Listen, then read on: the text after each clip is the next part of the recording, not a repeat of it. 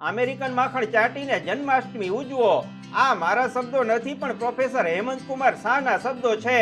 દૂધના જાણકાર પ્રોફેસરે આ શબ્દો કટાક્ષમાં લખ્યા છે, કારણ કે આપણી સરકાર અમેરિકાથી દૂધનો પાવડર આયાત કરવાનું વિચારી રહી છે. અમેરિકા દૂધના ઉત્પાદનમાં આપણાથી અનેક ગણું આગળ છે. અમેરિકાના પશુપાલકો કરોડપતિ છે, કારણ કે ત્યાંની સરકાર તેમને મોટી રકમની સબસિડી આપે છે. અમેરિકાના માલધારીઓને દૂધમાં ભેળસેળ કરવાની જરૂર રહેતી નથી, કારણ કે તેમને ચોખ્ખું દૂધ વેચીને ભરપૂર કમાણી થાય છે. દૂધના વેપારીઓ પણ દૂધમાં મિલાવટ કરી શકતા નથી, કારણ કે અમેરિકાના કાયદા કાનૂન આકરા છે. તમે ઊંઘમાં પણ સપનામાં પણ વિચાર નહીં કરી શકો કે દૂધમાં ભેળસેળ કરી શકાય છે. જે ખરીદનાર વ્યક્તિ છે તે પણ વિચાર નથી કરતો કે આમાં ભેળસેળ થયેલી હશે, અને જે કરનાર છે તેને પણ સપને પણ વિચાર નહીં આવે કે આમાં ભેળસેળ કરવું. એટલા સખત કાયદા છે. અહીં કોથળીમાં તો દૂધ વેચાતું જ નથી, કારણ કે અમેરિકાનું બચ્ચે બચ્ચું કોથળીના દૂધના ગેરફાયદા જાણે છે. કેવી છે અમેરિકાની દૂધ વિતરણ વ્યવસ્થા, કેટલું દૂધ ઉત્પાદન થાય છે આ દેશમાં, કેવી રીતે દૂધનું પેકિંગ થાય છે, કેવી હોય છે દૂધની ડેરીઓ, એની ઝીણવટપૂર્વકની માહિતી આ વિડીયોમાં આપી છે. અમારા અમેરિકાના એક દર્શક અમિત ઉકાણીની મદદથી આ વિડીયો તૈયાર કરવામાં આવ્યો છે. તેમણે દૂધનું દૂધ અને પાણીનું પાણી કરીને અમને માહિતી તારવી આપી છે. વિગતવાર વાતો સાથે અમિતભાઈનો ઇન્ટરવ્યુ પણ આ વિડીયોમાં સામેલ છે. અમેરિકામાં મોટા ભાગે ગાયોના દૂધનું ચલણ છે. તમને જાણીને નવાઈ લાગશે કે અમેરિકાની એક ગાય દિવસ દરમિયાન 70 લીટર દૂધ આપે છે. વિયાણ સુધીમાં આ ગાય કુલ 12,500 લીટર દૂધ માલધારીના ઠામમાં ઠાલવી દે છે. શિંગડા વગરની આ ગાયો એર કન્ડિશન જેવા વાતાવરણમાં ઉછરીને મોટી થાય છે. અમેરિકામાં પશુપાલનનો ખર્ચ ઓછો આવે છે, જ્યારે દૂધનું ઉત્પાદન વધારે થાય છે. ભારતમાં પશુપાલન ખર્ચ વધુ અને દૂધ ઉત્પાદન ઓછું થાય છે, જેથી ભારતના નાના માલધારીઓ ક્યારેય બે પાંદડે થતા નથી. અમેરિકાના માલધારીઓ પશુ આહાર જાતે જ તૈયાર કરે છે, જ્યારે ભારતના માલધારીઓને ખાણદાણ મોંઘા ભાવે વેચાતા લેવા પડે છે. આથી તેમને હંમેશા નાણાં બીજનો સામનો કરવો પડે છે. અમેરિકા કરતા આપણી દૂધ પ્રણાલીનો ભાતીગળ ઇતિહાસ છે, પણ માલધારીઓને પૂરતા પ્રમાણમાં સુવિધાઓ આપવામાં આવતી નથી. દુર્ભાગ્યે ભારતના બધા જ પશુપાલકોને નવીનતમ ટેકનોલોજીનો ખર્ચ કરવો પોસાય તેમ નથી. અમેરિકાના પશુપાલકો તેમની ડેરીમાં ભરપૂર પ્રમાણમાં ટેકનોલોજીનો ઉપયોગ કરે છે. અમિતભાઈ આપણને એક ડેરીની મુલાકાત કરાવી રહ્યા છે. Over to Amitbhai. Hello guys, કેમ છે? મારું નામ અમિત છે ને હું અમેરિકામાં જાગ્યા ત્યારથી ભાગ્યા તમારી ગુજરાતી ચેનલ પર આવતો હોઉં છું. અત્યારે હું એક બહુ મજાના ઇન્ટરેસ્ટિંગ મિશન પર જઈ રહ્યો છું, આપણા દીદારભાઈ માટે, ફન ફોર ગુજરાતી ચેનલ માટે. અને અહીંયા અમેરિકામાં હું વિઝિટ કરી રહ્યો છું તબેલાની. તબેલા એટલે કે ડેરી ફાર્મની. અમિતભાઈ, તમે ગાડીમાંથી હેઠા ઉતરો, અમેરિકન નેહડામાં છાટો પાણી કરો. ત્યાં સુધીમાં દર્શકોને કેટલીક પ્રાથમિક માહિતી આપી દઉં. અમેરિકાના પાડોશી દેશ કેનેડામાં 11,000 ડેરી ફાર્મ્સ છે, જ્યારે અમેરિકામાં 40,000. મોટાભાગના ડેરી ફાર્મ્સ અલ્ટ્રા મોડર્ન સાધનોથી સુસજ્જ હોય છે. ડેરી ફાર્મ્સના માલિકો અમેરિકન સરકાર અને ડેરી ફેડરેશનોએ નક્કી કરેલા ધારાધોરણનું ચુસ્તપણે પાલન કરે છે. અમેરિકાથી અમિત ઉકાણીનો રિપોર્ટ. મારી પાછળ તમને જે દેખાય છે અત્યારે દૂર, એક ડેરી છે. ત્યાં આગળ મિલ્ક પ્રોડક્શન થાય છે, અને ત્યાંથી આખા મેસેચ્યુસેટ અને અમેરિકામાં દૂધનો સપ્લાય થતો હોય છે. અહીંના ડેરી ફાર્મ્સ ક્રિકેટ સ્ટેડિયમો જેટલા મોટા હોય છે. જુદા જુદા ડેરી ફાર્મ્સમાં 1,000 થી લઈને 30,000 જેટલી ગાયો હોય છે. અમેરિકામાં મોટાભાગના તબેલા ડેરી પ્રોડક્શન એક્ટ ઓફ 1983 નો અમલ કરે છે. આ ઉપરાંત દરેક રાજ્યોને પોતાના અલગ અલગ નીતિ નિયમો છે, જેને રો મિલ્ક લો કહેવાય છે. પેકિંગના દૂધમાં જવલ્લેજ ભેળસેળના બનાવો બને છે, કારણ કે ભેળસેળ કરનારો પકડાય તો એનું આવી બને છે. ગુનો સાબિત થાય તો વર્ષો સુધી તે દૂધનો ધંધો કરી શકતો નથી. બધી જ ડેરીઓમાં દિવસમાં 3 વખત સફાઈ કરવામાં આવે છે. દૂધ દોયા પહેલા ગાયો ભેંસોના આચરણને પદ્ધતિસર ધોવામાં આવે છે. પોતાના ખેતરોમાં જ ઉગાડેલો લીલો ઘાસચારો આધુનિક ઢબે મશીનો દ્વારા કાપીને એકઠો કરવામાં આવે છે, જે સીધો દૂધાળા ઢોરની ગમાણમાં પહોંચે છે, જ્યાં પશુઓને પેટ ભરીને ચારો ખાવાની વ્યવસ્થા હોય છે. ગાયોના રહેઠાણમાં એર કન્ડિશન કહી શકાય એવું વાતાવરણ નિર્માણ કરવામાં આવે છે.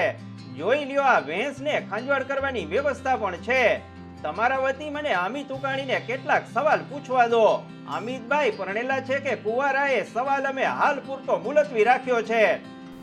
જય શ્રી કૃષ્ણ અમિતભાઈ. જય શ્રી કૃષ્ણ દીદારભાઈ.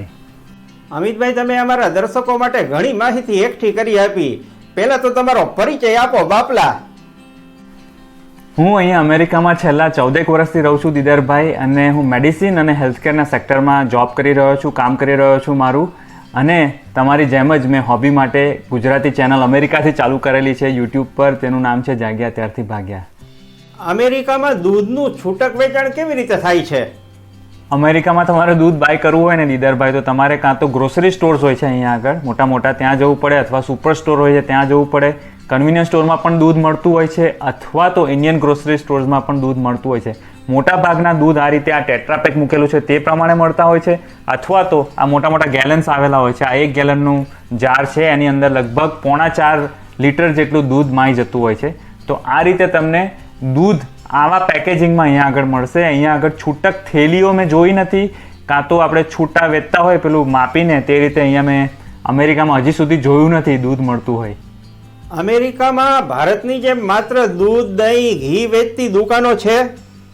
બહુ ઇન્ટરેસ્ટિંગ પ્રશ્ન પૂછ્યો તમે દીદારભાઈ. અહીંયા અમેરિકામાં મેં ભારતની જેમ ખાલી દૂધ અને દૂધની બનાવટો વિવિધ વેચતી હોય તેવી એક અલગથી દુકાનો હોય તેવું કશું જોયું નથી. ખાલી જોયું છે તો આઈસ્ક્રીમના પાર્લર્સ હોય છે અને યોગર્ટના પાર્લર્સ હોય છે અહીંયા આગળ અમેરિકામાં, પણ તેઓ દૂધ નથી વેચતા હોતા. તમે કયું દૂધ વાપરો છો? અચ્છા, હું રોજ ચા બનાવવામાં કયું દૂધ વાપરું છું તે તમને જણાવીશ. પહેલાં હું તમને એ કહી દઉં કે અહીંયા આગળ દૂધ અલગ અલગ કેટેગરીના મળતા હોય છે આ ગેલનમાં. એમાં સ્કીમ મિલ્ક હોય છે, એક ફેટ ફ્રી મિલ્ક હોય છે કે જે સ્કીમ મિલ્ક છે, એક 1% વાળું મિલ્ક હોય છે, 2% વાળું મિલ્ક હોય છે, અને વિથ ફેટ વાળું મિલ્ક હોય છે. તો હું અહીંયા આગળ ચા બનાવવા માટે આ જે ગેલન મૂકેલું છે અહીંયા વાપરવા માટે જ લાવેલો છું. તો એ 2% ફેટ વાળું મિલ્ક હોય છે તે હું વાપરતો હોઉં છું.